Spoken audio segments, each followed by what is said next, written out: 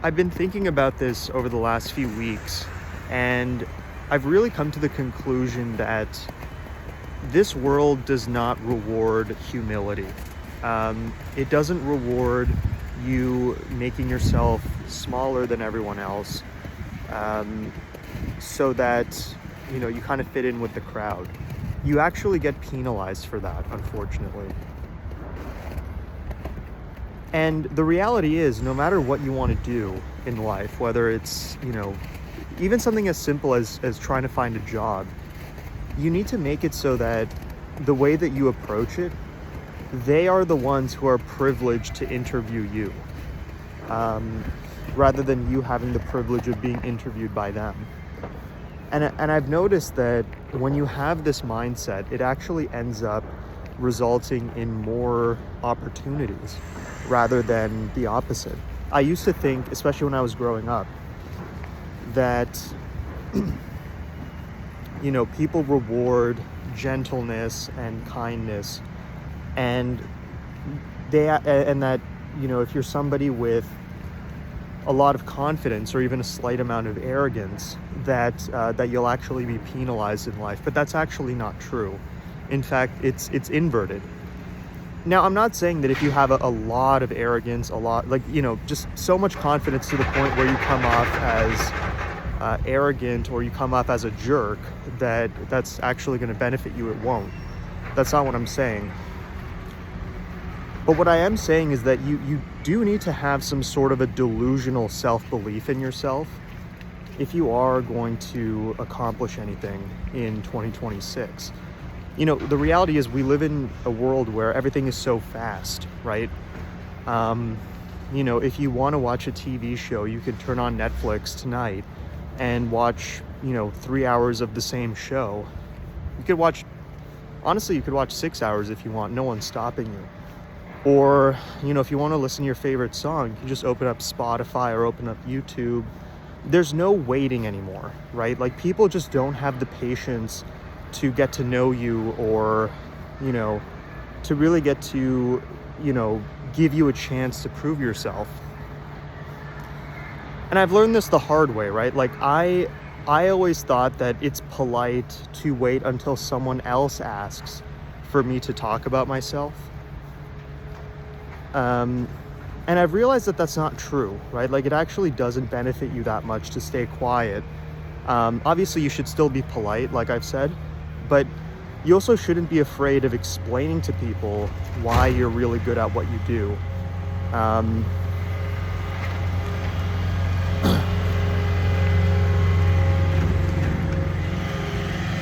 And it does become a bit challenging after a while when,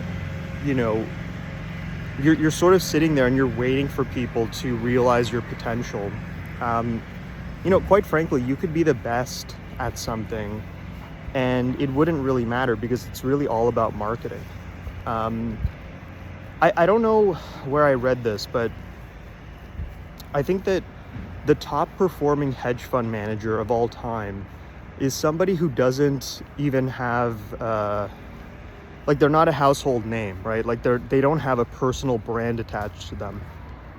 A lot of people think that the best investors are people like Warren Buffett or, what's his name again? I'm forgetting his name. Bill Ackman, right? Ray Dalio. But that's actually not true. Now, don't get me wrong. They're really great investors and they're actually legendary given their returns. But the best investor of all time is actually someone named Stanley Druckenmiller.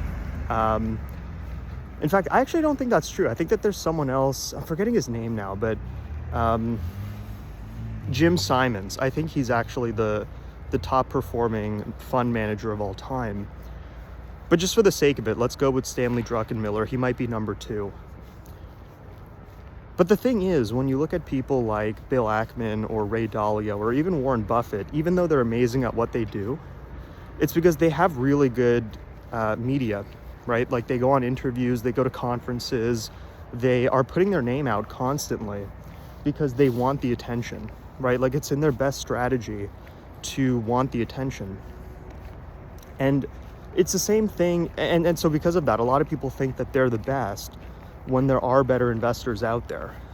Yet those other investors, I don't know what their strategies are. I don't know why they prefer to keep a low profile. I'm sure they have their own reasons, but that's why they do it, right? Like, it's that's ultimately why it makes a lot of sense for you to sort of do the same thing in your life, right?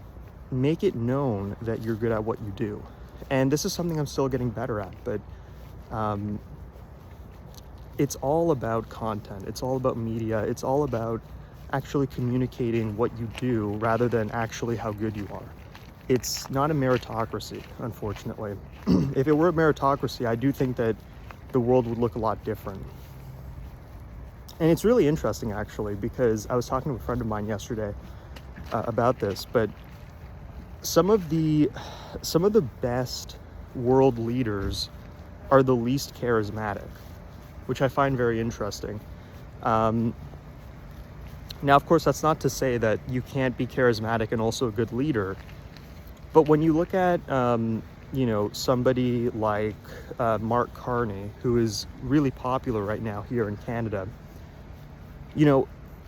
he really became prime minister, not because he was very good at running a campaign, but he kind of got lucky, let's be honest. He got lucky that he got into office. And it actually ended up not being the worst thing because he, I don't know if you've seen his resume, but he is an expert at, many things, but I think he has multiple degrees in economics. He's actually one of the leading economists in the world. And now he's the leader of Canada, and he's doing a pretty good job. I think a lot of people are happy with what he's doing, quite honestly. But he got lucky, right? You look at somebody like that who is very popular in Canada. Now, again, I'm not saying that I support him. This is not, I'm not going to talk about politics on this channel. I'm just going based on what I'm seeing. He's very popular now, and a lot of people really like him in Canada. Yet he's not charismatic, right? Like, he's just this economics guy who, he's a numbers guy. He just kind of fell into the position, and it worked out. But if he had to run a real campaign, I don't think he would have made it very far, right? Compared to, when you look at somebody like Trudeau, who, he had to become the leader of the Liberals, and then he had to run against the other parties. Whereas for Carney, it was a little bit more, it was kind of already set up for him. I mean, the Liberals were so unpopular, and he ended up, throwing his hat into the race. Relatively unknown person, yet a lot of people kind of decided to follow him because he was kind of like a political outsider. And then on top of that, he won because a lot of people were displeased with what was going on in the United States with Trump and all that kind of stuff. And now, again, I'm not taking sides here. I'm not talking about politics on this channel. I'm just calling it for what it is. That's why Carney won. And there's no way of getting around that. And it's funny because you kind of see the inverse with somebody like Trump, right? So Trump is somebody who is also a political outsider. But the thing is, he really won, not out of luck, but he won because he just has a deep belief in himself, right? Again, I'm not for or against the guy. It's really up to you to decide what you think about him. That's really not my business. All what I'm saying here is that he has such a deep belief in himself, and that is what allowed him to become the president. I think that's something that pretty much anybody could agree on, regardless of how you view him. And so it's a very good illustration of how life works, right? This is somebody who didn't have any political experience. A lot of people thought he was a joke, but because he believed in himself so urgently, urgently is not the right word, but he believed in himself so deeply that he was able to win. And not only win once, but win twice. And even when all the odds were against him, I think a lot of people were surprised when he made a political comeback a few years ago. So the reason I bring this up is not to talk about politics. It's really just to illustrate how the world works. It's not about your qualifications.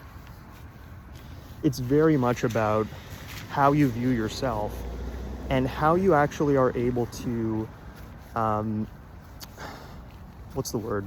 It's very much about how you're able to manage your own ego, right? Because I wouldn't say it's a good thing to not believe in yourself and to think very, I guess what I'm trying to say is, like, there is a such thing as being too humble. It can prevent you from making it in the kind of field that you want to go into. And a lot of it is charisma. That is what it is. And it applies to every aspect of your life. It's not only your career, it's also your personal life. And it's something that I'm really trying to work on. I'm trying to believe in myself more. I've had many conversations with people in networking groups. Like, I'm part of, I'm part of technically 2 online networking groups where I'm, networking with business owners and so on and so forth. And when I'm talking to people, they have a much different view on me than I have on myself. They tend to have more belief in me. So it was one of those things where I realized very quickly that that I need to adopt that for myself, because other people can believe in me, but if I don't believe in myself, it just doesn't matter. So anyways, this is more something for myself. Hopefully this helps you. But we'll see, right? And so it's a skill that I'm working on, and the last thing I'll say is there's no getting around it. This is just how the world is. You have to be delusional in how much you believe in yourself.